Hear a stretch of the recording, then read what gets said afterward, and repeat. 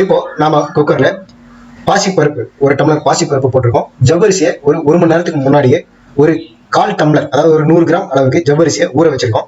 ஜவ்வரிசி நல்லா ஊறிடுச்சு. இப்போ அந்த பாசிப்பருப்புல ஊறின ஜவ்வரிசியை போட்டு நம்ம நல்லா வேக வைக்க போறோம். அடுப்புல அந்த ஜவ்வரிசியும் பாசிப்பருப்பையும் போட்டு நாம இப்போ அதை வேக வைக்கிறோம். இந்த மீன் டைம் இதுக்கு இடையில நாம இந்த பாயாசத்துக்கு முக்கியமான தேவையான பலாப்பழத்தை, அதுல இருக்கிற கொட்டையை நீக்கிட்டு அந்த பலாப்பழத்தை தனியா எடுத்து வச்சிருக்கோம். ஒரு மிக்சி ஜார் எடுத்து அதுல ஒரு 1/4 டம்ளர் அளவுக்கு அரிசி, பச்சரிசியை ஒரு 10 நிமிஷம் ஊற போட்டு அந்த அரிசியை எடுத்து வச்சிருக்கோம்.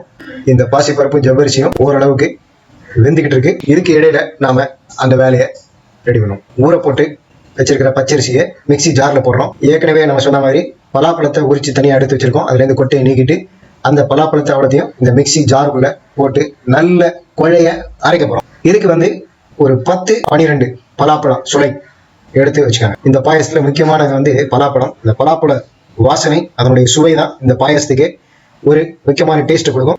இந்த ஜவ்வரிசியும் பாசிப்பருப்பும் வெந்துகிட்டு இருக்கு. இதுல நாம ஒரு 1/4 லிட்டர் அளவுக்கு பால் ரொம்ப முக்கியம் இந்த பாயசத்துக்கு. பெரும்பாலும் பாயசம்னாலே பால் இல்லாத பாயசமே கிடையாது. கண்டிப்பா பால் நம்ம சேர்ப்போம். அதுலயும் இந்த பலாப்பழ பாயசம்லாம் பண்ணோம்னா பால் கண்டிப்பா சேர்க்கணும். ஏன்னா பலாப்பழம் ரொம்ப சூடு.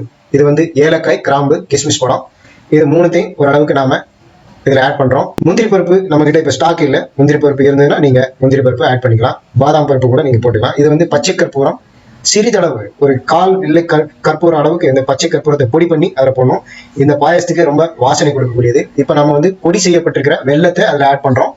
வெள்ளத்தை நல்ல ஒரு 1/2 கிலோ அளவுக்கு வெள்ளம் நம்ம பொடி பண்ணி வச்சிருக்கோம். அந்த வெள்ளத்தை நம்ம இந்த பாயசத்துக்கு இப்போ ஆட் பண்றோம்.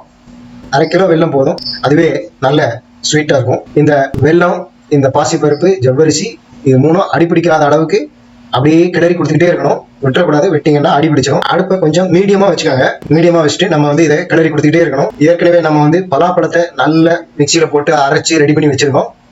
பலாப்பழமும் இந்த அரிசியும் இதை நம்ம இப்போ அந்த பாயாசத்துல சேர்க்கிறோம். பாசிப்பருப்பு, ஜவ்வரிசியும் நல்லாவே வெந்துருச்சு. அதுல நம்ம இந்த பலாப்பழ கரைசலை அதுல நம்ம சேர்க்கிறோம். அதுல சேர்த்து நல்லா கிளறி விட்டுக்கிட்டே இருக்கணும்.